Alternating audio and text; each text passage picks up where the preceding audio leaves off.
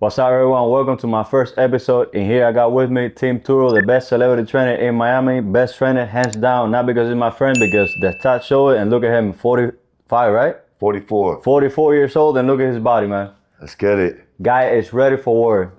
What's up, bro? What's up, man? Thank you for coming, bro. Congratulations, man. Yeah, I just opened my studio, and this is the first episode, and we're gonna get down to it. Let's get Straight it. up to it. So Let's get it. the reason why I started this podcast and I opened my studio and I brought him for the first episode is because the way we met, how I started my business is because of him right there. If it were for you, I wouldn't start my business, honestly. So I was literally starting my business clinic. And one day I started doing my ads, whatever. I went to a random gym with one of my friends and saw him struggling with a tripod one time. Bro, I'll never forget. I was like, yo, what if I get you to interview like for a couple questions? And I'm like, all right, you were struggling with the tripod. I'm like, you know what? Let me shoot my shot. Fuck it. Went to you. Yo, bro, I have my camera. I just bought it, mind you. Like 0 miles. First day testing it, Yeah. it was with you. I remember. No mics, nothing. Literally like the $10 mics from Amazon, straight up.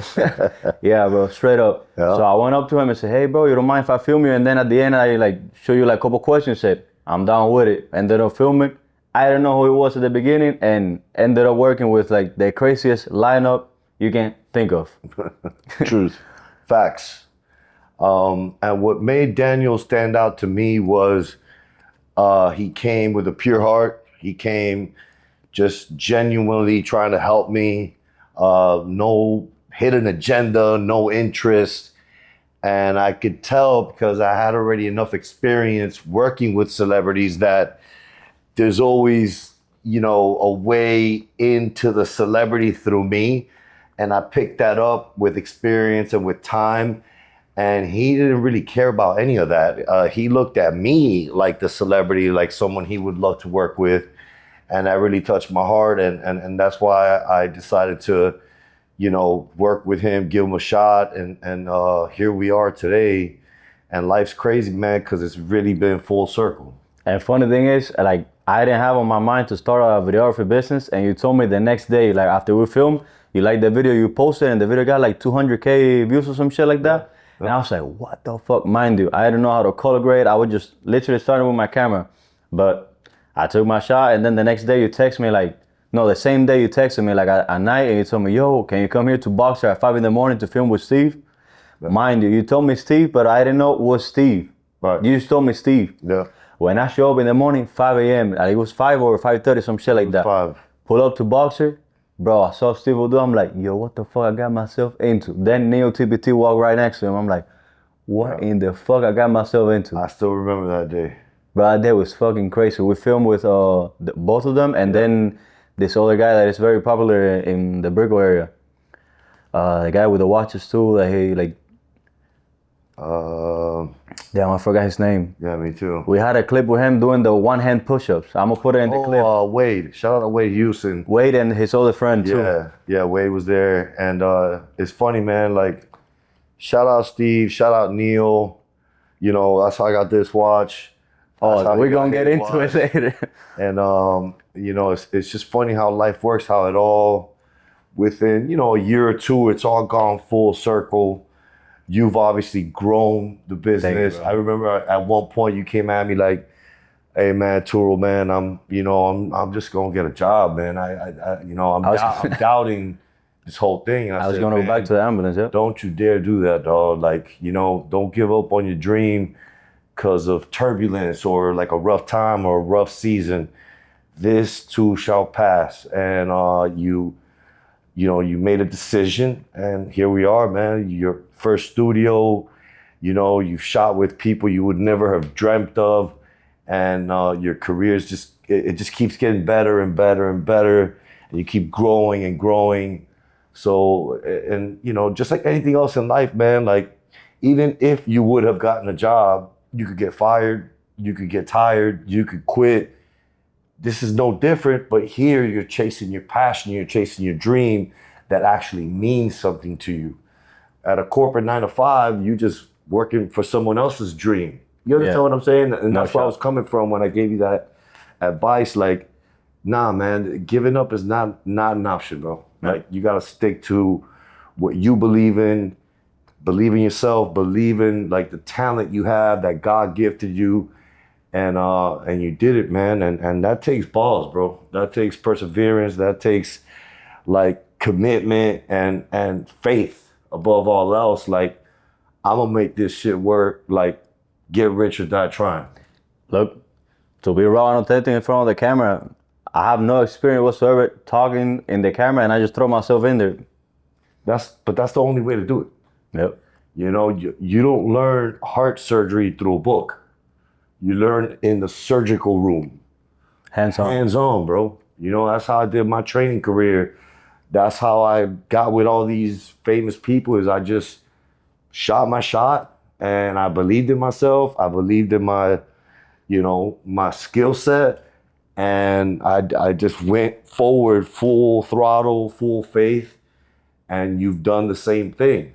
And one of the main reasons that, sorry to cut you off, but one of the main reasons that I trust in your word, because you told me your whole story at Elite Fitness and how you started, and then how you moved to training celebrity trainer, to be a celebrity trainer. Yeah. And I was like, you put that as an example, and I was like, yeah, nah, no shot, I'm going back to the ambulance. Come on. Fucking risking my life every day and not knowing when I'm coming back home. Yeah. And respect to everyone that does it though, but Right. not for me anymore. Exactly. Ever since I saw my first little paycheck doing videography, I'm like, yeah, nah. It is tough at the beginning, but no shot. No shot, man. You're gonna eat, like you said, the FBA cables. Bite them off. That's it. Raw cables. Eat them off. Olvídate de eso. Comiendo gable ahí, but non-stop. You know, you can't, you're working for Daniel. You're building Daniel's legacy. And that should be fulfilling in itself. It's not like you're doing it for the money, the fame, or the clout, whatever. You're doing it For freedom. because te nace, like it's born inside of you, and that's what you really want to pursue. And here we are, man, like 2 years later, practically. Yeah, about 2 years. About Yeah. 2 years. And all I've seen in those 2 years, because remember, I was gone for like a couple months traveling and back and forth. And in that time, you developed further. It's not like you always depended on me. You did your own thing. You got your own clients. You spread out through my network, and it's really fulfilling for me to see someone that I helped just a little bit, but he took that torch and he like ran with it. So, props to you, bro, for just, Thank you, bro. for sure, man, for putting, God first and just putting one foot behind the other and trying your hardest at something that you have a passion for and loving. And I still remember practically when we started filming, you didn't even know how to film really. Bro, that shit was the craziest first 6 months. Mind you, I didn't know nothing about social media, and in 90 days, somehow, that's like God's plan, bro. Like, it's something that it's God's timing, and I don't know what else to say. I don't know. I really have no words for it, but 90 days we monetize your TikTok, YouTube, and what's the other platform? IG, and IG. TikTok, YouTube. But you already had a big following on IG though. But yeah, but I didn't have my YouTube was dormant, as you remember. I had like 300 subs. You moved it up to like 7,000 subscribers. At that time, we monetized. I still remember getting the Google AdSense. The first paycheck. It's just been an incredible journey. And the funny part is, like, really now is when we get started.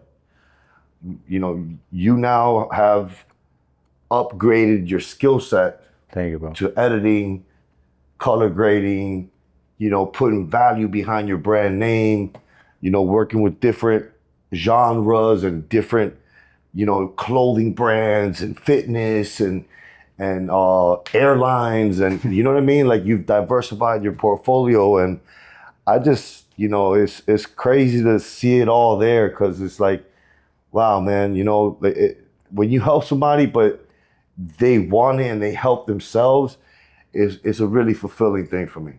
Thank you, bro. Because in life is everything. It's like the gym, like you always say. Yeah. Because you keep that physique, why? Put it in the work. It don't matter, bro. You're sick, tired, whatever, you fucking show up. You got to just stay committed to your passion. And, I always think about this. This is like an analogy. I'd rather help someone that's broken down on the side of the road but that's like pushing their car to the nearest gas station, then someone just there sitting, waiting for someone to come help them with their tire, or they're out of gas, or whatever the case may be.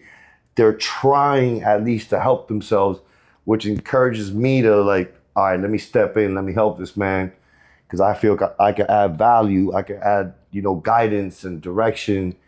And I don't know, man, like I said, like you had no other cameramen and other videographers had come up to me before you, but it was just a way to get to the people I was training. Which, now that you bring it up, what was your crazy experience when it comes to that hitting agendas, like videographers out here in Miami and stuff like that? That it's all for their benefit.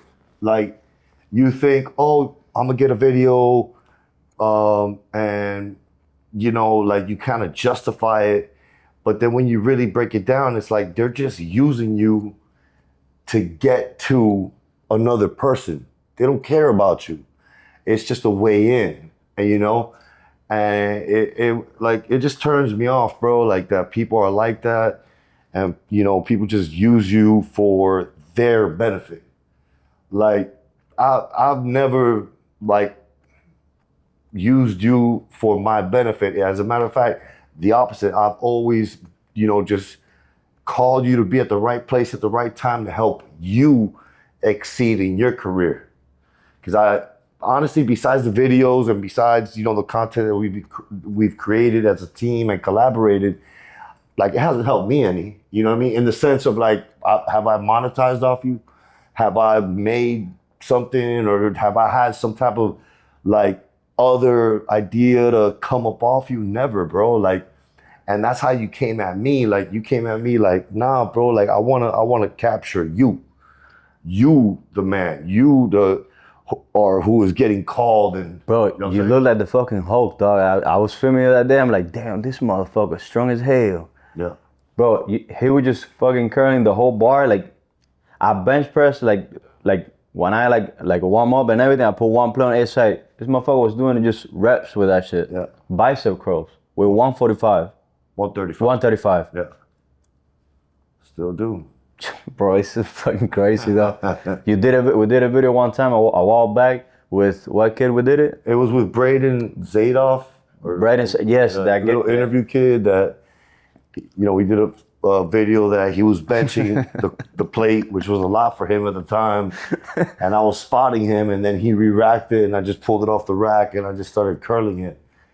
And that was a good video. But I still remember that shit. Like, if I ever had someone filming me, my face expression was like, it was crazy. Yeah. I was like, nah, this is AI. But before AI even was a thing. Right. AI didn't exist back then. It is six, but not to the video point quality that is right now. Not to where it's. If you would have done it right now, people would have told you in the comments that's AI. That's for sure. For sure. Straight up. Yeah. Ain't no way, bro. That's crazy. Bro. And mind you, they like 10 reps, no problem. And talking too, which is crazy. Whoever it works out and has like 50, 60 pound dumbbells and you're doing it, it's hard to talk at the same time. That's what I was gonna say right now. Like, that's probably one of the hardest things is like working out and talking and keeping it composed. But I have the experience of a bodybuilder where, you're posing on stage in front of a large audience in Speedos, and you gotta make it look graceful. And that's what professionalism is. Professional is doing hard things and making it look easy. Think about it, right? Straight up. That's what a professional is. Doing the hardest thing. Basketball players, football players, whatever the background, bodybuilding, whatever it is, you gotta make it look easy. Like a little kid looks up to you because he believes he can do that.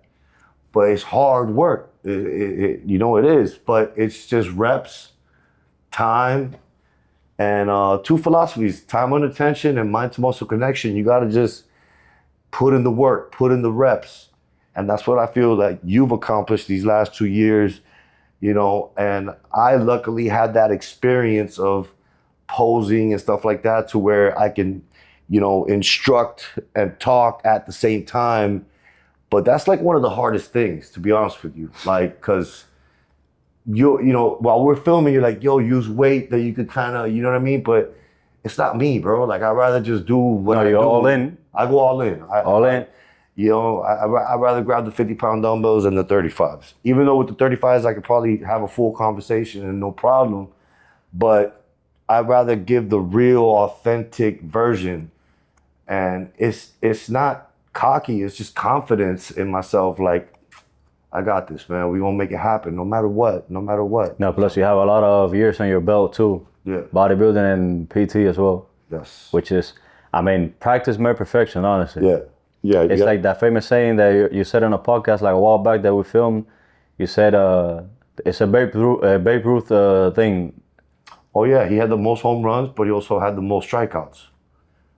Because you're going to miss 100% of the shot you don't take. So he just swung at everything that came at him.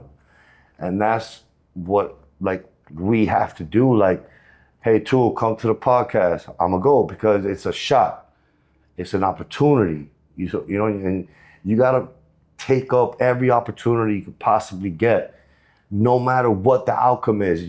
The outcome is out of your control.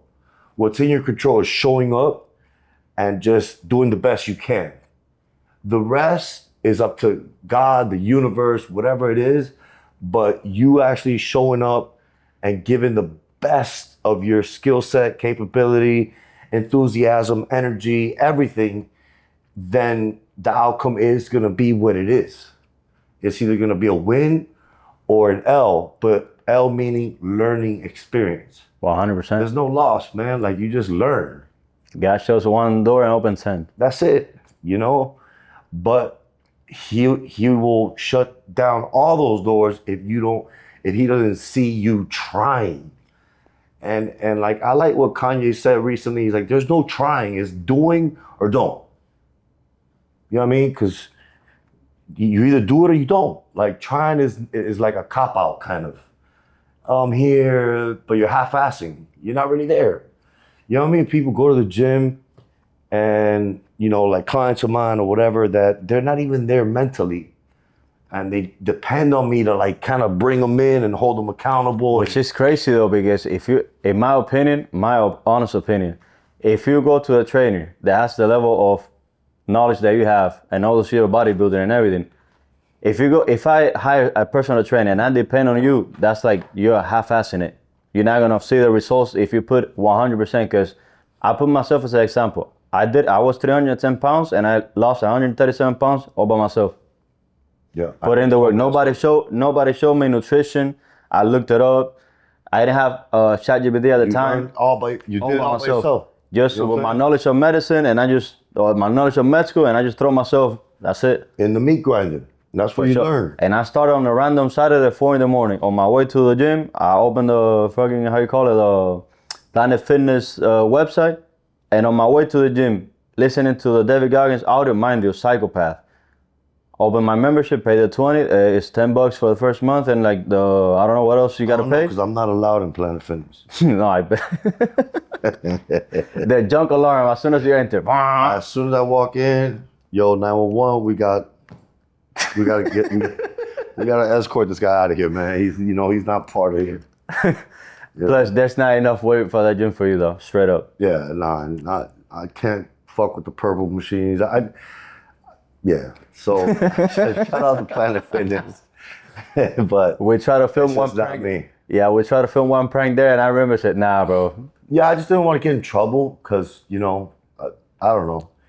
But that would have been funny. That would be a funny one to try it out, because I bet the moment you enter with the tank top or whatever, it's a wrap. That's it. Yo, go back, bed dog. At the front desk, exit, please. Security.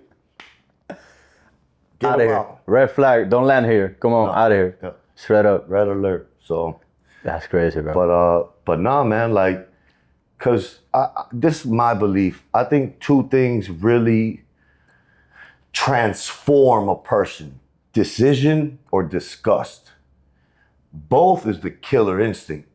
If you got the desire and you're disgusted of your current position, you're unstoppable. But regardless, either one on its own is still very powerful, because the desire is the pull. Like, man, I'm chasing that. I want that. I'll do whatever it takes for that. I'm gonna get rich or die trying. Like, there's no option. right? Yeah. And then disgust is, I never want to feel like this again, or I never want to be in this position again, and I'll do whatever it takes to avoid this pain. But I feel decision it's like a little more soft decision you gotta make. But discuss is like when you're like, yeah, nah. I'm done. You like you do the craziest thing that you never in your life you thought you would do. You would have done. Straight up, cause bro, going from fat, like a lot of people say that going from skinny to fit is like hard. But in my opinion, I think going from overweight to fit, I think that's the real challenge. And if I'm wrong, let me know in the comments. But I say from experience because I think both just have different sets of challenges and mindsets because they both are difficult. See, on my spectrum is I went from skinny to building muscle, which I guess you could say, I don't want to call it easier, but it's more like I have to eat all that I possibly can and lift as heavy as I possibly can. And I kind of did the same thing as you. Like I just I started late. I think at 18, I went to the gym. I didn't know anything. I would always go up to the biggest guy and ask questions. I was that kid. I was just hungry to grow and be big and be muscular and all that stuff. But I do believe that coming from fat to fit has just a different set of struggles that is hard because here you got to kind of like close your mouth and not eat certain things. And that's hard. They both are hard, but it's kind of in life like choose your hard. You know, people that are fat and out of shape, when they go to the beach, they feel that shame, they feel that guilt, rather than going to the gym every day and waking up earlier. And I get it, we all have the same challenges, kids, bills, jobs, etc., that are legitimate excuses, but no matter how legit, they don't produce results. So it's like, choose your hard.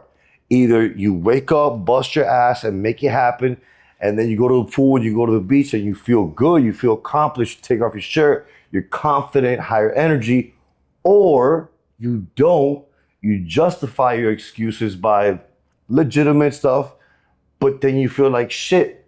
So that's why you gotta choose which one are you willing to live with. That's the truth right there. yeah, but I'd rather just fucking go to sleep, like go sleep 2 hours and go to the gym at least for 1 hour and sacrifice some sleep because I go to the gym and I go like, and I get home and I'm mentally like, I'm okay. I went to the gym. I did my best, not half-assed. I can be tired, but I still like Cuban coffee, pre-workout, whatever the case may be. I do it so I can get the energy and I put my 100%. And with time and consistency, that'll reveal itself, not only mentally, not only physically, but spiritually. And I'm happy that when I started working in this business, back to the videography stuff, I remember like when I met you, I was like what 90, I think 190. Yeah, probably. Yeah. Like 190, and then those whole 6 months, not your fault. It's my fault because at the end of the day, every decision is on me, not on you or nothing. Right. I can be working 10 hours a day or 12. I still got to find an hour to the gym. Plus, we used to work at the gym as well. Yeah. So it was no excuse. I was letting it go. Plus, the sleeping schedule was so messed up. And I dedicated my time only to editing, filming, the whole 9 yards. And I went to 240. Because on that time that you were traveling and stuff like that, I got obsessed with the business. I remember when I got back and I saw you and I was like, I pulled you to the side. And I'm the type of real friend that I feel is going to, what a real friend is, that's going to tell you the truth, even though it might hurt your feelings, which is not my point. But I was like, yo, man, you gained some weight, dog. What's going on? You good? And then that put you in check. And I think today you woke up right back at 195. So, you know, you got to just come with the real, come with the truth at no matter the expense. Let's just say you would have told me, hey, man, I'm busy, man. Fuck you. And you don't talk to me no more. That's cool. Because I said the truth. You see what I'm saying? Helping me out, but it's all love. Not because there's people that are soft in the sense that they can't handle the truth, or they justify it by, yo, I'm editing, like I don't sleep, I edit all day, I'm working, I'm grinding, I'm building a business. But at the same time, you gotta take care of your body, because that's who's conducting your business. And Plus, that's also, more respect on your side too, because if I show a rip, veins popping, crazy, like you're looking in shape, you go and talk to a businessman, they're gonna respect you more than not a fat person. you. And straight up, I'm not being And you fat might get phobic the or nothing, business. but straight up. Yeah. Everyone that I've talked to, and on that way that I get comfortable with, and we talk when we start talking about a topic, they all say the same thing. Because it's the work ethic you put in. That's it. Because if I person, and once again, I'm not shaming no one. A lot of people have like thyroid problems, medical conditions, and that's acceptable. 100%. You know, 100%. so it's like people got different things in their life. But if you want to change and you don't do it, it's on you. It's not nobody else. It's on you. Yeah. And let's say you're a business owner. You're a business owner, and you want to hire someone. Are you gonna hire that person that's out of shape that you know is not putting work ethic, or you putting that person that's trying their best on losing weight or at the gym or whatever the case may be? 100%. Because you already know that person is gonna put 100% the work ethic you need to get the job done. That's it. Straight up. It don't matter the excuse. They're still gonna find a way to fix it. It's a reflection of who you are. I believe it's your walking billboard. It's your business card, dog. Like, you can't buy fitness, and that's what I love about it so much. It's like you could buy a car, you could buy a house, you could buy so many things to like extend your identity or like pretend to be whatever, right? And that's cool, and I love that, and I I applaud you guys for those accomplishments, but you can't not buy health and wellness and a fit body. That's sweat equity. You gotta bust your ass and earn it. And I'm not knocking anyone that is financially successful, but I believe that fitness and finance should go hand to hand, because you are the car, the vehicle that your business and your employees or whatever it is that you do is depending on and look up to. So if you're a millionaire fat piece of shit, props on making it, but like at the same time, like I can't really fuck with you in that way, because I see that you're not even trustworthy to yourself. You're gonna you don't have the discipline over yourself, but you've had a couple good lucks or whatever, right, to make it. Which again, a lot of people sacrifice. There's the funny part. A lot of people sacrifice their health, wellness, and fitness to make it. And then once they make it, they spend all that money to get what? Healthy, fit, and feel good about themselves. And the funny thing is, on that process, they let their business go because they don't know how to handle the balance. Right. And on that balance, they might slip on something in their business. And you're a business owner as well. Every day, shit change. You can, in this life, man, you can have 1,000 problems, right? Until you have a health problem. Then you really have one problem, your health. It's the most important thing. And I learned that last month. I had a little health scare, and I realized, man, without being healthy, you're nothing. You're dead. You're cooked. You're wrong. You got to take care of your body first. You got to take care of your mental health, and everything else will like fall into place. But who do you have to prioritize? You. You got to put yourself first. And I don't mean that in a selfish way, but how could you pour out from an empty cup? You got to be fulfilled and full to help the next person. And take it how you want to, but you got to put yourself in a predicament to where, you know what, I'm going to do this, I'm going to make it happen, because I'm going to help so many others in my service. But I got to go through I got to lead the way. And that's what a true leader is. Like a true leader's in the front line of the war, not back there ordering people to go, go, go, go, go. And they back there, chilling. Nah, man, like I'm front line, bro. Like we're going to ride, and I'm going to show you the way, because I'm going to suffer before you. And that's why I think I've been so successful as a trainer, because every person that I've ever trained, I know what it feels like for them, because I went through it myself. 100%. Plus, now you said that you're going to be able to make it happen. When we start working, you always wanted a Rolex. You told me, yo, bro, I want to buy this watch. Man. What, blah, blah, blah. You put in the work, and in like what? Ever since you mentioned the deadline, like 2 months later, I got the cash. Went to Neil's office. We make a whole YouTube video on that. Went there, boom. Which, mind you, that was a crazy. That popped off. Sit the watch guy fucking interview you outside, which is crazy, bro. And it was funny is we were walking to Neil's office and I offered just a random. I'm gonna say it like this. I'm not gonna say fat fuck, but we randomly walked into this fat fuck, and I offered him a free training program that I would coach him, help him, and support him, and hold him accountable, and get him in the best shape of his life. And he said no. But he said it in a mean way. He said, "Nah, I'm good." Like, nah, so I'm good. I'm not gonna say what I said, but I was like, "Fuck you, then." You know, and I didn't mean to be rude, but some people just feel comfortable not being the best that they could be. And But you went straight up to the guy and said, "I step fight there." Blurb the word. yeah. Bro, the guy didn't even look at you. He just Kept probably walking to the donut Just shop. kept walking, man. You know, and I meant it. I would have really dedicated. Yeah, that was one of the topics you wanted to do for a YouTube video. Change somebody on the Take house. somebody, a random ass person that's not in shape, and give them a 90-day transformation on the house, but document everything. That would be a good idea now. I'm just saying, now you touch it. That's right. That would be a great idea. For anybody watching, if comment. there's anybody watching, comment below, get me fit in 90 days, and I promise you we're gonna document the whole journey, but I will help you transform your life from a cocoon to a butterfly. Not change, because anybody can change back.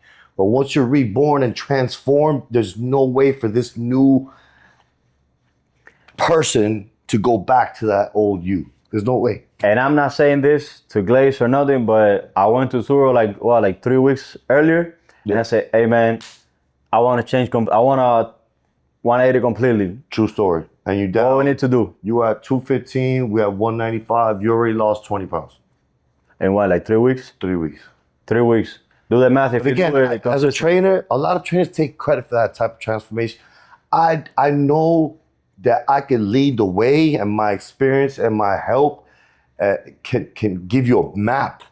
But he's got to go wake up and do the cardio. He's got to eat a certain way. He's got to show up to the gym. So I never take full credit for any of my, professional career experience as a trainer. For any of my clients' transformations, it's them that they did the work. And I always say that because this trainer's like, "Oh, look what I did. I changed this guy." Bro, you helped him, but you didn't change him. He had to go to the gym. He had to do the cardio. Like, he followed your guidelines, and props as a coach. But you can't take credit for the transformation because it's a combo. It's a team effort. See what I'm saying? Like, you can lead a horse to water, but you can't make it drink. You've heard of that, right? 100. So it's the same thing with training. Like, I can give you the whole protocol. And that's another quick, different topic real quick. I'm gonna bounce over here real quick.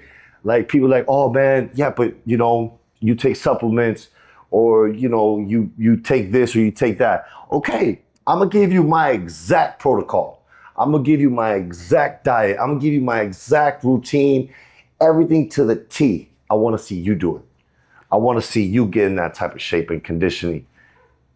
It's not a magic pill, bro. It's not. You can do it. For all I know, you can inject yourself with dinosaur sperm, and it's still gonna look the same. If you're putting the work, because that's not magic. You still gotta put in the time, the effort, and measure your food. Because a lot of people don't like measuring it. Because it's gay. Say, what do you think change is about, bro? A bodybuilder said this one time, and it's stuck in my head just like this. I don't eat for results. I don't eat for taste. I eat for results. Right. Egg whites are disgusting. Let's just keep it 100. Yep. You still got a low calorie, good source of protein, and they doing it for a purpose. And that's what locking in means in anything.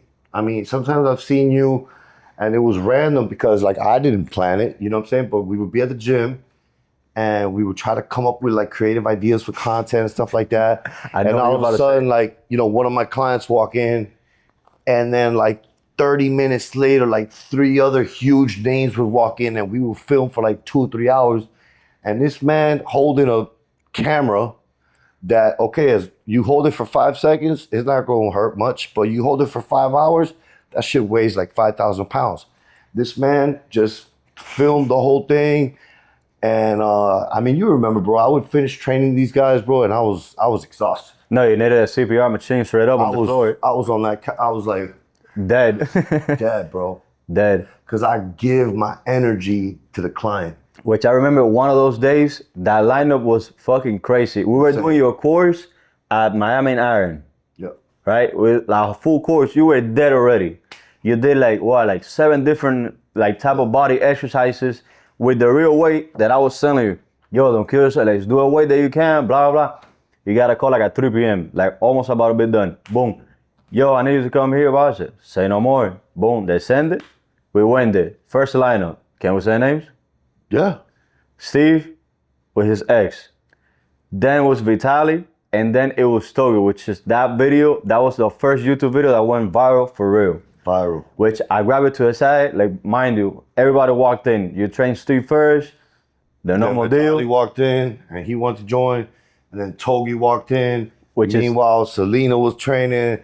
And it was, and I was able to, by the grace of God and by my skill set and, experience, I handled it. And I don't know if you remember, I grabbed her by the side, like in one of those sets, and you didn't know who Togi was at the beginning, but I knew, like, because I used to watch him a lot, because he went viral back then, injecting steroids. That was his first stage on social media, before the gambling, right? So I told her, say, yo, check this out. You need to kill this motherfucker, straight up. In the way, like, training, kill him. I promise you. Yeah. I bet. You went up to him, no disrespect whatsoever. You went up to him and said, hey, I'm gonna pop that clip there. Hey man, no disrespect, who are you again? That clip got like what, like millions of views. Millions. And somebody clipped it and made quadrillion views. And I legit did not know who he was. And the majority of the people that I trained, I really know who they were. Because they're YouTubers, they're streamers, they're people that are on social media platforms and they're huge names. I just don't come from that era. So I really would, which helped me a lot. And it also gave me the credibility to them, like that I'm not there clout chasing or trying to like use your name for my benefit. I don't know who you are. Did you ask him a genuine question straight up? Like, yo, who are you? Like, what do you do? Like, I had no idea, Yeah. That was crazy, man. His answer was the best thing too, bro. Nah, I just gamble and do drugs. I gamble, I do cocaine, and I just live my life. I'm like, straight up. Damn, though, that's crazy, bro. And then Unagi eating the FBA cables, straight up, raw bite. Raw, puro cable, said it. If you don't know what that means, that just means like we in the meat grinder every day, bro. You know, like, to put it as an example, you know the lights on the street, those cables that pass through, those are the FBA cables. That's breakfast, lunch, dinner for me and my dog. Straight up. Every day. Arroz con cable, mi pana. Arroz con cable. ¿Entiendes? But holy shit. That's how we grow, dog. Like that's how we become resilient. That's how we persevere. That's what's going to make the story. You understand what I'm saying? 100%. No struggle, no story. Look, now, no struggle, no story. I was on that point that we were talking that I was about to give up or whatever, this and that. I put in the work, changed the gym, boom, boom. I was consistent going to my new gym. Bro, one day random. Well, you know the story. Random, bro. I used to go that gym at the same time, 2 p.m. And bro, random on a Monday. It was a random Monday. Yeah. I'll go home, boom, wake up the next morning, right? And then my cousin tell me, yo, Dan, what happened to your car? I'm like, what do you mean what happened to your car? Yeah, somebody hit it, like in the parking. So I thought it was in my parking, not my apartment. So I'm like, oh shit. So I asked the manager, whatever, for the footage. Yeah. Nobody. And I thought it was cap. But since I know people at that gym, Arthur and the manager, whatever, and they're super cool people, I called them and they try to help me out. And you know what was fucking crazy? So I saw his car. I saw Steve's car in front of me. So I was thinking, if somebody hit me, it was him, straight up. Because there's no way the Mercedes that was in front of me would have hit me because he can literally do this. Yeah. But I was like, all right, bro. So I called the gym and Megan said, oh, yeah, I have good news for you. This and this and that. I said, Bro, I was in my head and said, we hit the lick, they're gonna pay for my car and fix it on the shop, by the shop of the gym. Bro, I was set. Boom. They called me, yo, can you come at 2 p.m.? Say no more. I'm there. I went there, he said, hey, look, the owner is gonna talk to you in a few, I will go and pick you up. Hang out. But I started working out. So check this out. This is the thing that nobody knows. I was doing outside, like bench press, warming up. And then I see Steve pulled up with his car or whatever and drinking a bottle of Tito's, straight up, raw from the bottle. And I'm like, yo, look at this crazy motherfucker. That's crazy. I know he can do it. And I was talking to Alex. I was training with Alex that day. And then Megan comes and picked me up. I saw him outside. And mind you, I swear to God, if I'm lying, my guy strike me dead. I already told Alex and my boy Garrison, bro, it has to be him, bro. It has to, bro. There ain't no shot. That secrecy and all that shit going on, it has to be him. Boom. Bro, they call me on the front. You might see on the video. He comes in and says, yo, what's up? I already knew what time it was. I'm like, no way, bro. Mind you, we have filmed videos with him giving out stuff. I've never been on the opposite side. Like, receiving the shit, bro, I didn't know what to say, though. He just straight up told me, yo, what's the value of your car? Like, no, 37 when I got it. So I looked it up right now and it's 32. Here's 10. Boom, he throw me 10 straight up. I saw it. Mind you, like, I didn't know what to do. I was rapid breathing, like, mind you, and I come from a background of no reaction. Working at the ambulance, you have to have no reaction whatsoever. Yeah. But I don't know what to do. Like, if you see in the video, probably if you zoom in, you probably see my hand shaking straight up. Well, I don't know if you remember this.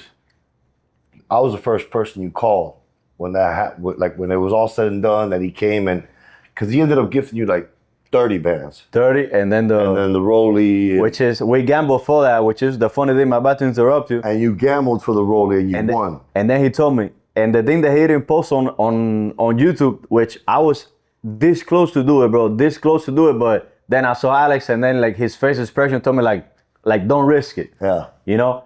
But whatever he said, yo, you want to gamble for a Rolly? I'm like, when he said that, I didn't know what the fuck else to say because he already gave me 30 band cash. So I didn't know what else to do. I'm like he bet it for me. Like, I bet, cool. Like, you know, like good talk. Straight up.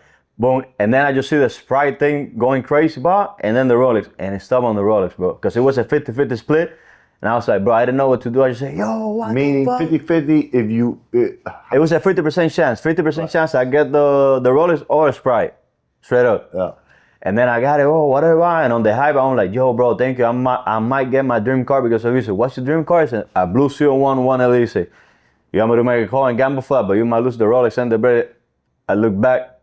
I'm good. They said, hey, you know what, bro? Thank you. I'm straight. Yeah. Give me my shit. But thank you, Steve. But, bro, yeah, that shit was a crazy story. Then I went outside.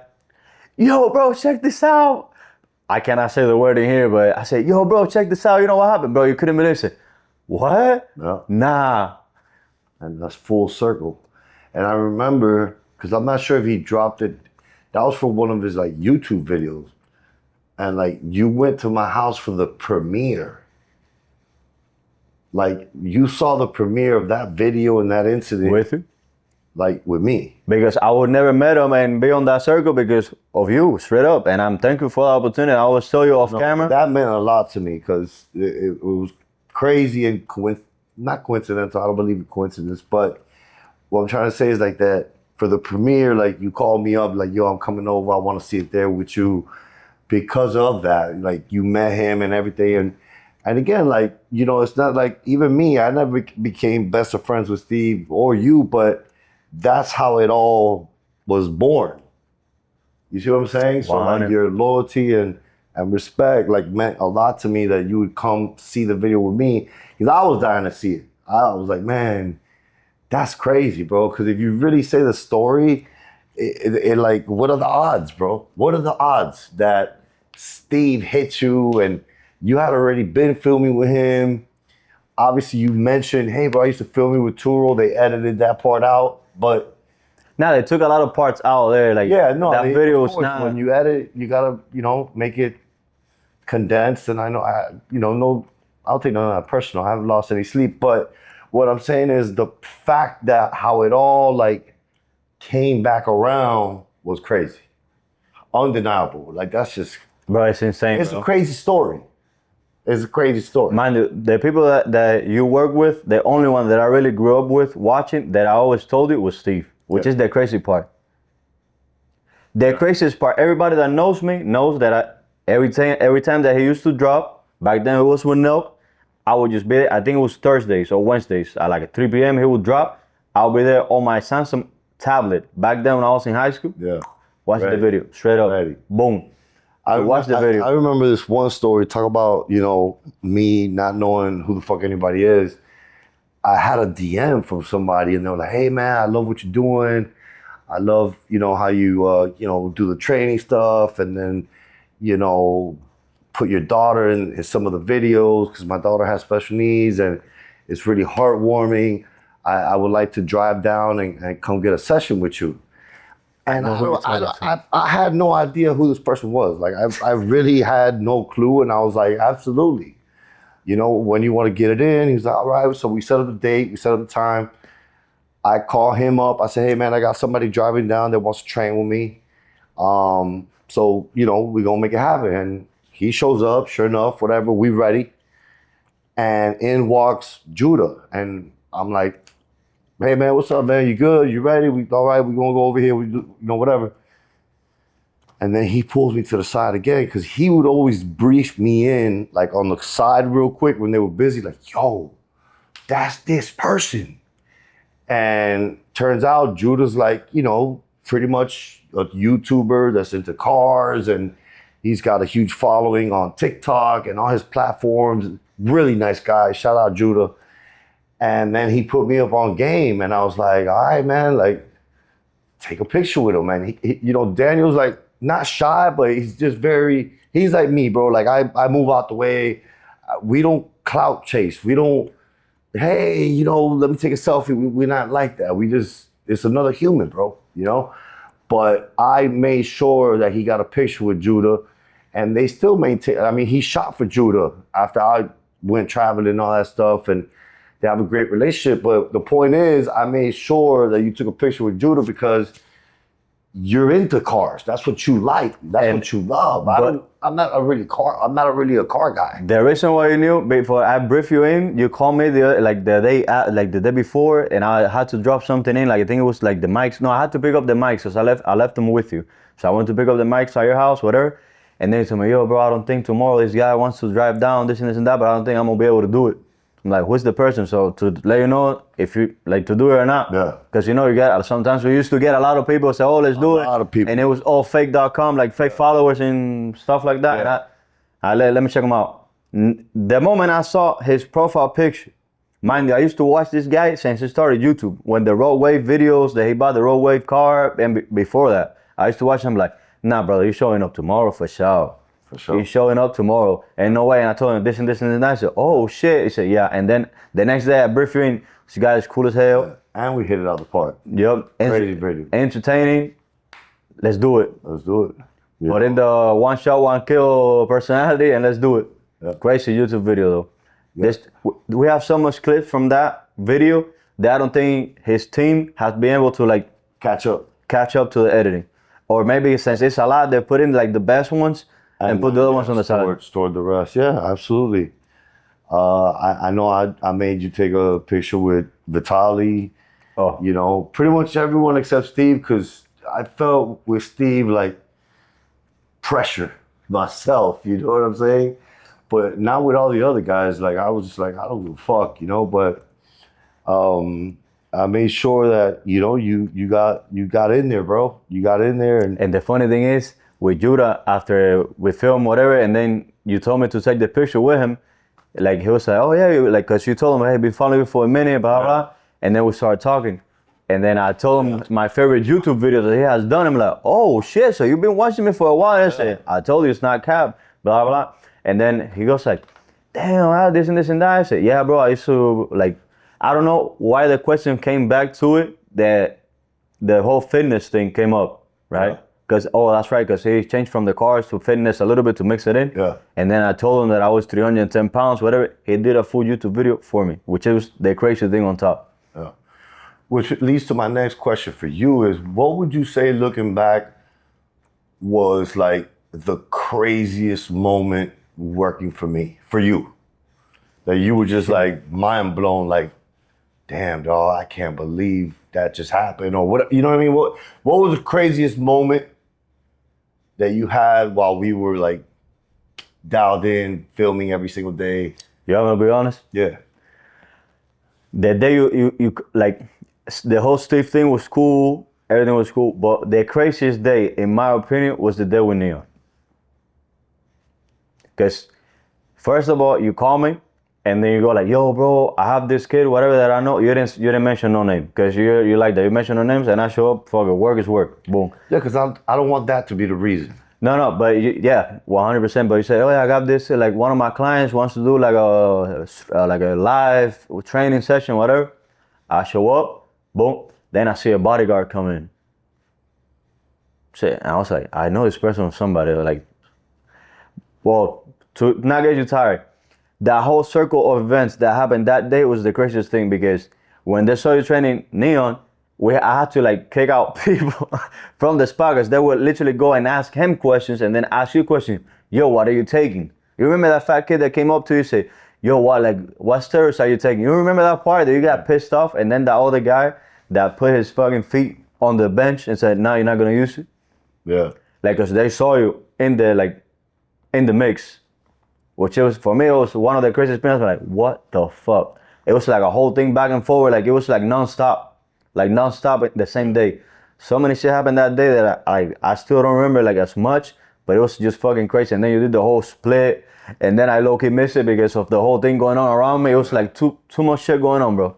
Like, people asking me questions, yo, you work with him? Like, asking me questions about you. Like, that kid straight up was on my neck. And then that other guy that used to work with one of our clients, we're not gonna mention names, that remember he used to be on the mix, wanted to edit videos for you just to get in the circle with you and like get me out, whatever. Yeah. He was like asking me questions. I'm like, yo, bro, I'm not trying to be an asshole, but I'm here working, bro. I got it. Yeah. I miss, like, bro, I promise you, that leg kick you did over this guy. Sneeko. That's what I was gonna say. I kicked over Sneeko's head. Bro, I got so pissed he's off. taller than me.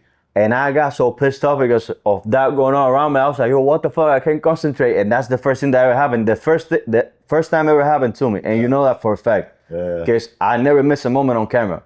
I'm always like, that red button, press one time, the whole session. Yeah. I don't stop. Yeah. I record the whole thing. And if I have to look to the side, I'll make sure I'm aiming to you. Straight up. Yeah. I remember, man. And no, my bad. And I have another story, bro.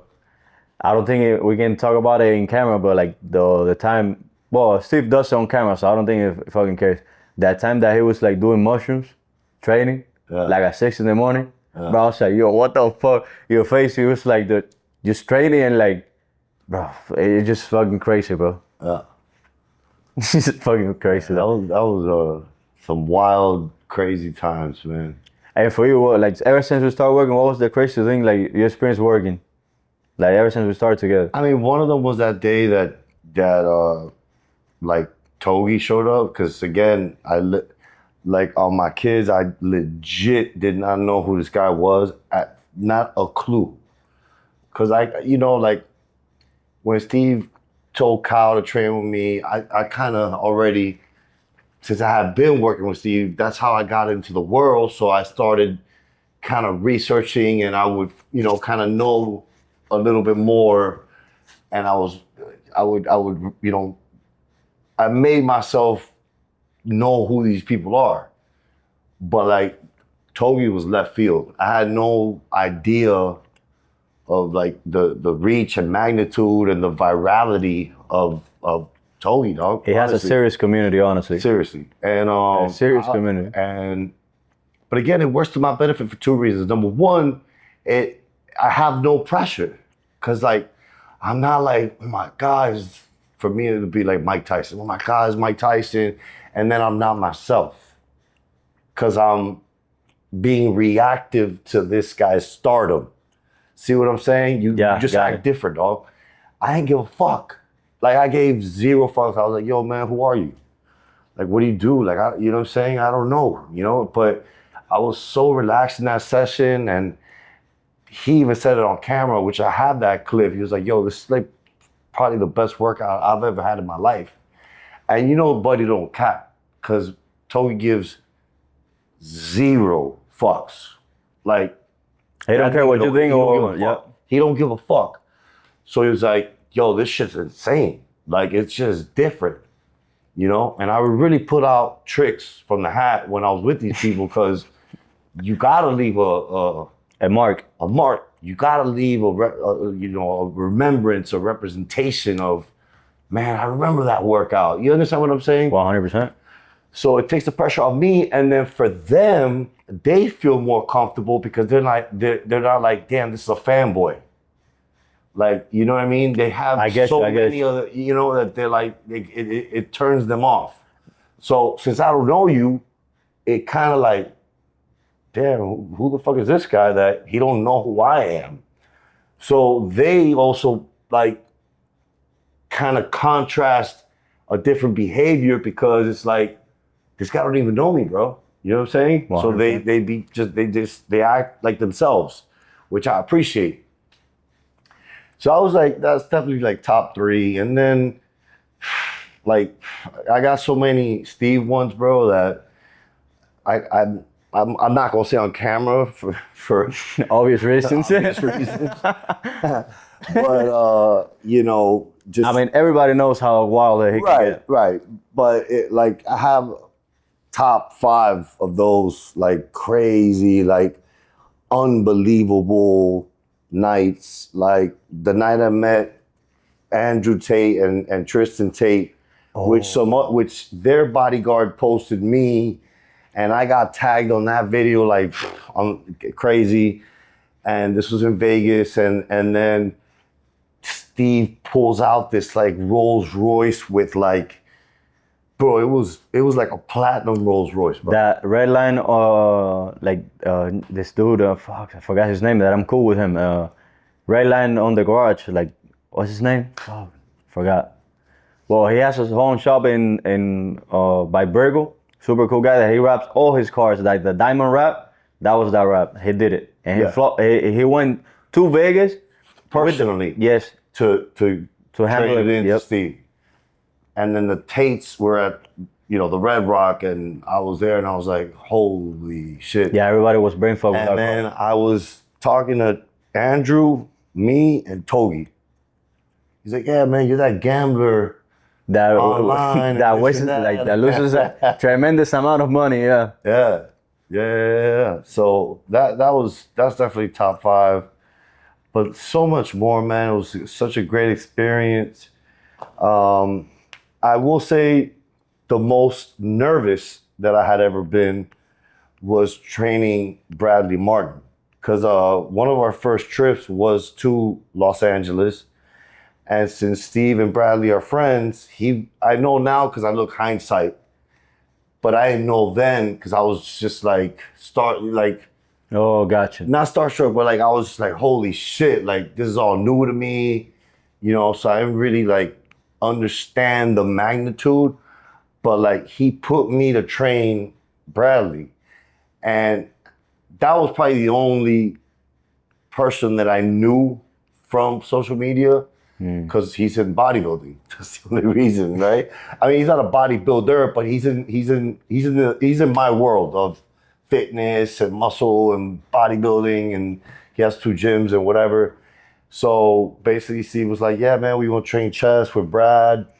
And I was like it put me under pressure. Like I felt. What was that drive there to the gym though? What was the random question? What was the first song you put to lock the fuck in? Because you know, when you go to the gym, you gotta put like a song to log in. When you're like under pressure, like you're about to do something crazy. Yeah, it was probably like at the time, because you know we're talking a couple years ago. But at the time, like there was a Drake song that was really popping. I just put that shit on. I got in my zone, and I got in there, and like, let's go. You know how I did it. Like, you know, I gotta imagine that workout. the longer it takes, the more nervous I get. So I rather just, yo, let's go. Come on, let's get it.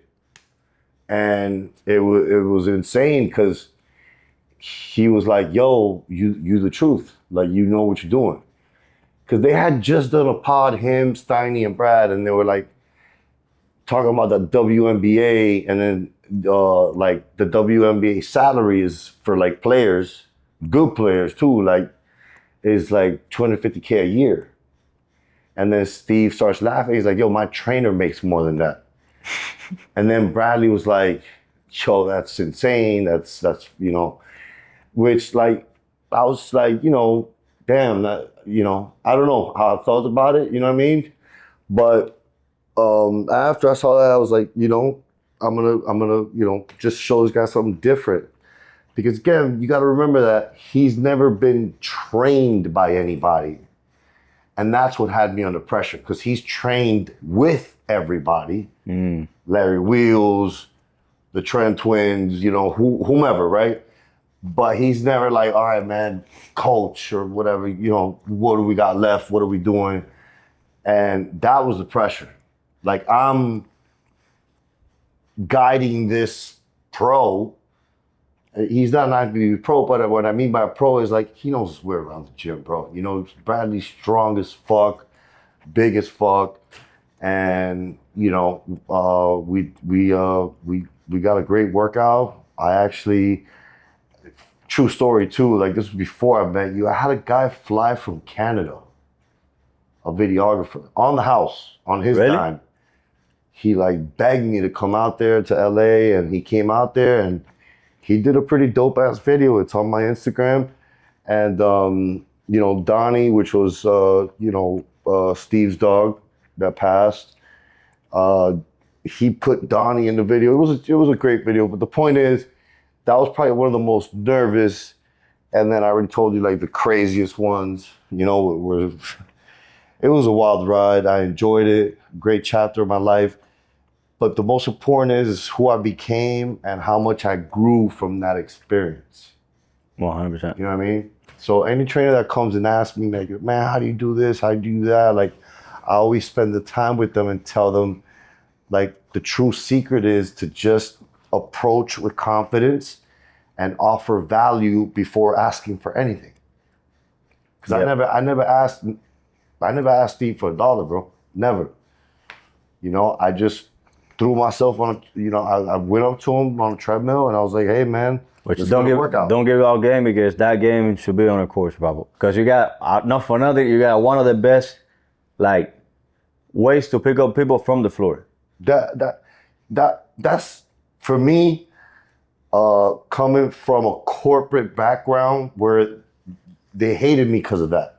Because I would show up to work with no appointments. I hated phone calls. I hated cold calls. I hated like setting up. And that's what they pushed on us, like to come into a set day, confirm your appointments. And I feel like getting someone to the gym is already a sale. Like, I gotta convince you to come to the gym. Where if you're at the gym, I just gotta go up to you and talk to you and run you through a workout and then show you prices. That's it. And that's how you land. You currently have one of the best marketers in the world as a client. And that strategy, he praises for you. Yeah. Yeah, because I train. You see how circle, like how life goes in circle? I train Jeremy Lee Minor, which is a sales guru. And that's what he teaches, like, cold calls and leads and all that is great.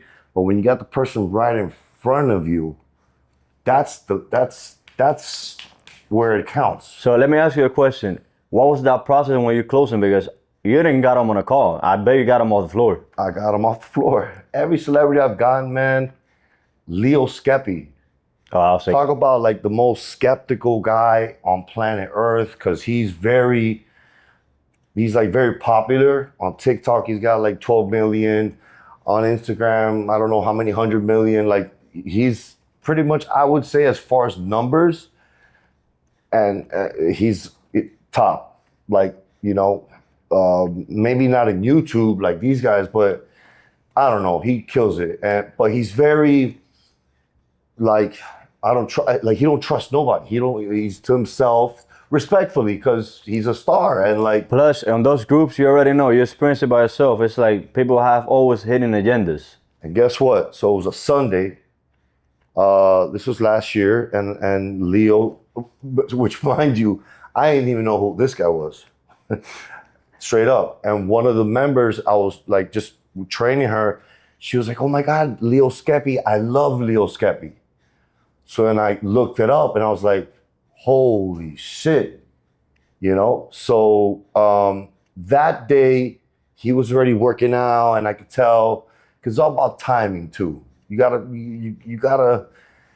There's certain things that are unteachable, like intuition. Yes. You know what I mean? That instinct that's a gift of God. So I, thank God that I have that. But then I remember it was a Sunday, and the gym was kind of like dead, and I see him on a treadmill. So I already forgot the guy's name. So I texted the girl. I'm like, "Yo, who's that guy you said the other day?" She was like, "Yo, Leo Skeppy." And I was like, "All right." And I went up to him, and like, also not just the gift of gab, like you gotta kind of like, I want to say lie because that's a strong word, but I do want to say like I manipulate. I was like, "Yo, man, I'm a big fan." So I don't want to say that's a lie, but I don't know who you are, so I guess it falls under the category. But I was like, "Man, I'm a big fan," whatever. Then we took a selfie with him on the treadmill, whatever. And I was like, "Yo, let's get a workout in, this and that." And he was like, "Yeah, man, get down my information and we'll link up." I knew once they walk, it's over. You're never going to see that person again. So I had that inside of me the whole time. So I walked away from the treadmill, and then I see him doing back and push-ups and like this weird, whatever. So I just kind of like went up to his workout and I got in there and then I just ran him through. He was doing lateral pull downs. And I put him through like a TeamTuro situation. And he was like, "Holy shit." That same day, he fucking zelled me $5,000 for that month, for 3 times a week. And I was like, "This is crazy, bro." And then he moved back to Texas. But how did I close the biggest sales course teacher in the world? Off the floor. And that, bro, for me, if I would have done that, bro, I can die happy, bro, honestly, because to close those sold the best seller in the world. Because to close those people that throw you the craziest objections ever, mind you, sometimes, from experience, when I get a Zoom meeting or a call, they're throwing an objection, and I'm in a learning curve at the beginning. Mind you, I'm still learning. You learn every day. You can't have that ego because you learn every day. So every day is a new question that you gotta face, and to face that person, the crazy objection they know that you don't know of, because mind you, that guy works with all type of fields. And businesses invite him to do seminars for the the employment to up sales. Yep. And he's like a mini Tony Robbins. He sells books on how to handle objections. Books. The best. His ads pops up on my feed like crazy here and there. And I remember he walked in with his team. So it was him, Corey. Shout out to Corey. It was his assistant, this other girl. Like it was like 5 people. And I just went straight up to him, man. I went straight up to him. I was like, "Hey, man, what's up, man? Nice to meet you. I'm, one of the top trainers here. You gotta, And what are you guys working out today?" And he was like, "Oh man, I really don't know." So I was like, "All right, man, let's go. You gotta always assume the sale. You gotta always believe that, or not believe that. Yeah, you gotta believe that, but also, I'm not asking. I was telling him, "Yo, you're gonna train with me. I'm gonna run you through this workout. It's crazy." All right. So I ran through the workout, and then he was like, when we finished, he was like, "Man, that was great. How much do I owe you for the day?" And I was like, No, we good, man. Let's just schedule another session and we'll take it from there. And no, he insisted. He was like, "Nah, man, we don't do freebies, With respect. Because respect to him, because like being in sales, he knows that time is money. He knows that skill set and the way that I serviced him, his entire staff and him, cost me my time. And also remember, guys, it's not it's not how much you charge for the hour, it's the value you bring to the hour. So he was like, yo, this kid's the man. So, I remember that day he paid me $500 for that session.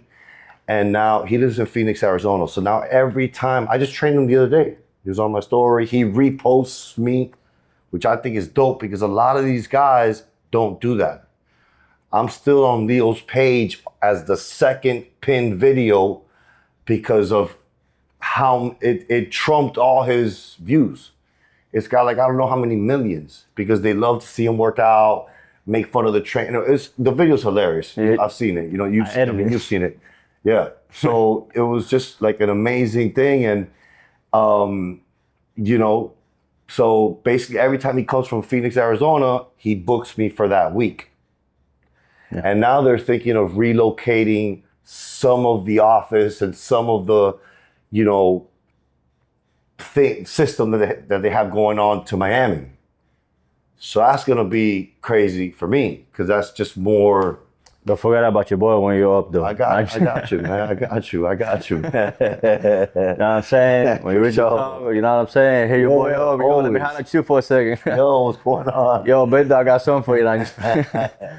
Yeah, man. But yeah, now that I think about it, because I never thought about it like that. I closed the biggest seller or the sales instructor guru on social media on training. Yeah, because there's people that say they're the best, but they really ain't the best. Because if you really look at Jeremy's videos, they all go by their book word for word. Yeah.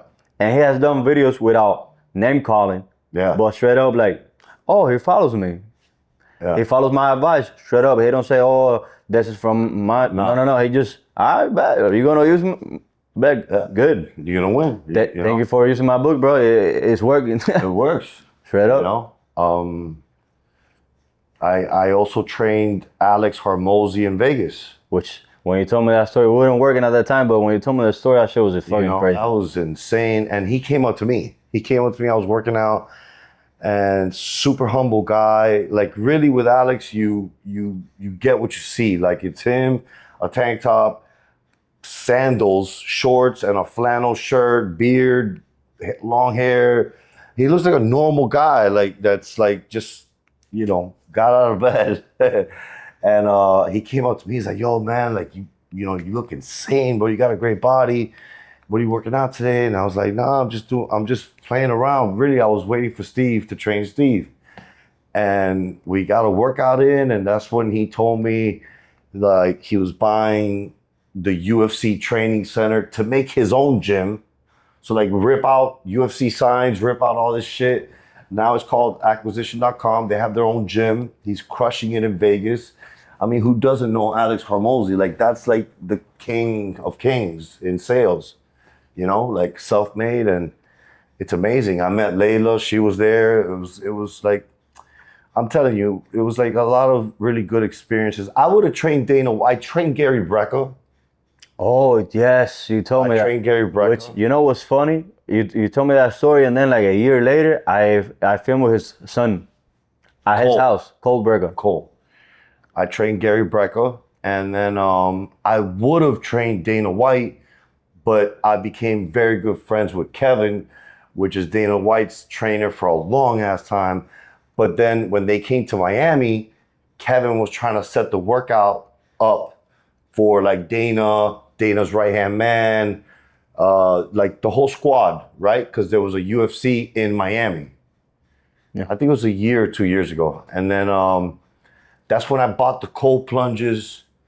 Remember, I bought the cold plunges. Oh, yeah. I put TeamTuro on the cold plunge. I went and bought all the ice because I know how like he is about ice plunging before the workout, So I set up the trainer lounge. I called Angel. Everything was approved. Long story short, everybody came except Dana. So it was still cool because I trained his right-hand man, and he was like, yo, this is insane. I've never trained like this, whatever. And then I trained with Kevin at the Fit Club in Vegas, which was an awesome gym and awesome experience. I really do love Las Vegas a lot. it's just I like the ocean a lot better. Yeah, you always tell me that the ocean is The ocean is life, man, and Vegas is a desert. But I love it, but I wouldn't be able to like live there. I'd rather live here.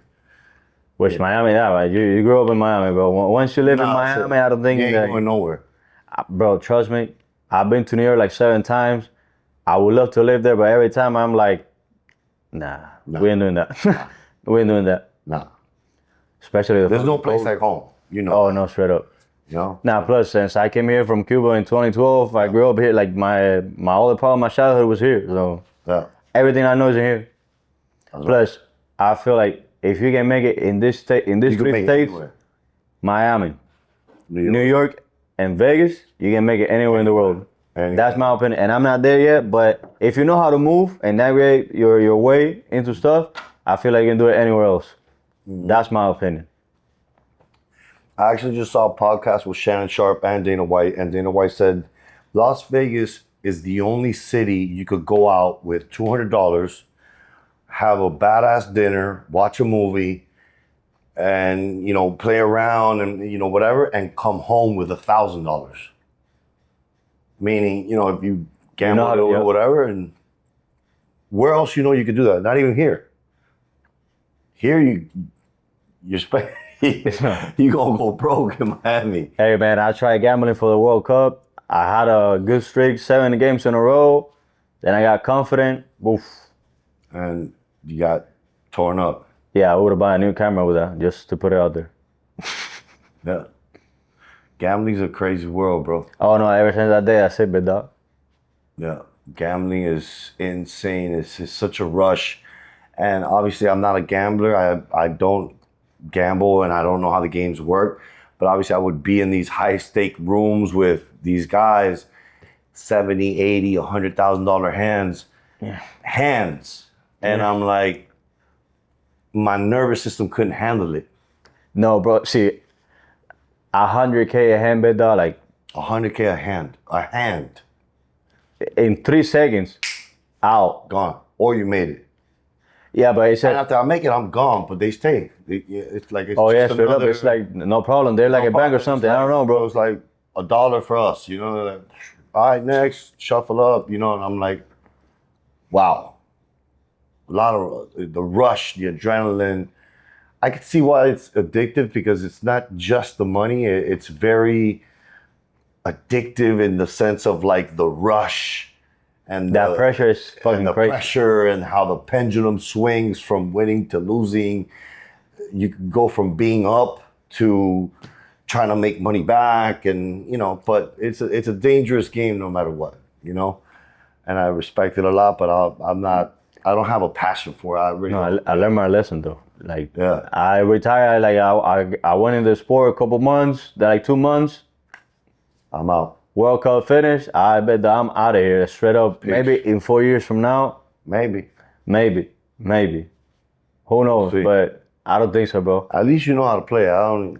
Nah, cause it's soccer. Like on soccer, I'm confident, especially on the World Cup. Like sports betting. Yeah. Yeah. But now like in casino, you never see me betting in a casino. No shot. Nah, that's the majority of what they did, but they do. Sports. I like sports gambling. Not for nothing. I like the rush on sport gambling because, bro, like betting on a soccer game. I don't know if you like soccer, but I grew up in Cuba with soccer, watching Cristiano Ronaldo in 2008 when he was like the king.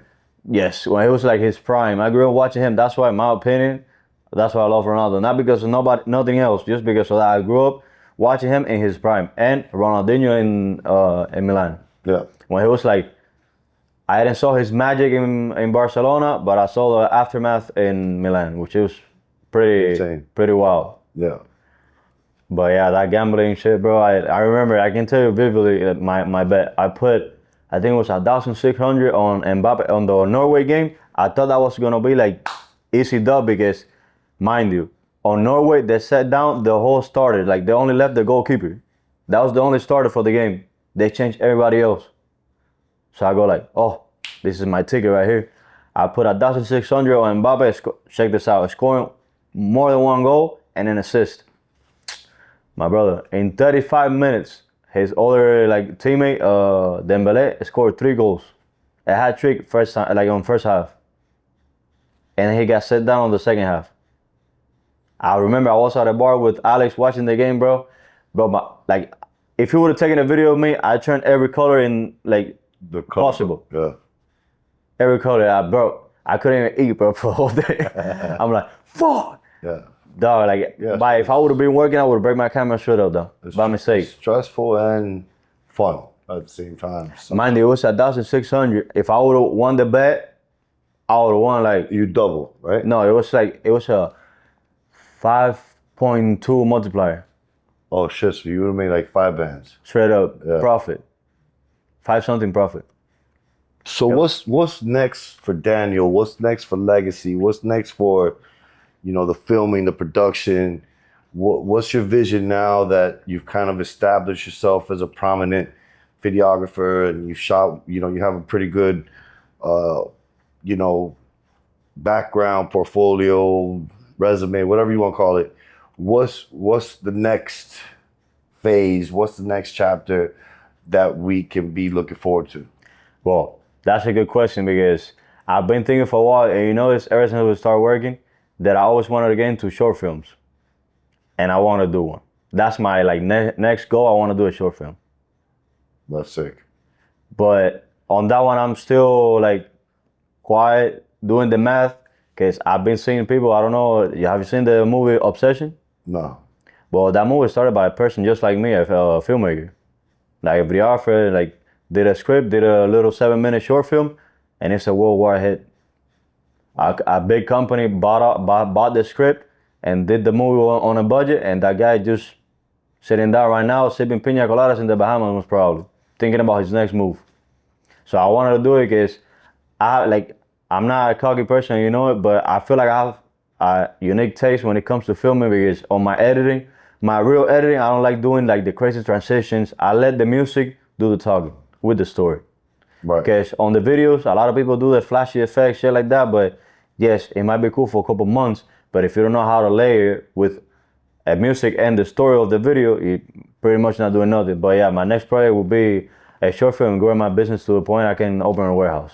Dope. That I can do different multiple sets, that I can film like music videos, stuff like that. Because we start small, but everything Scales. Scales, yes, Yeah. correctly. Yeah.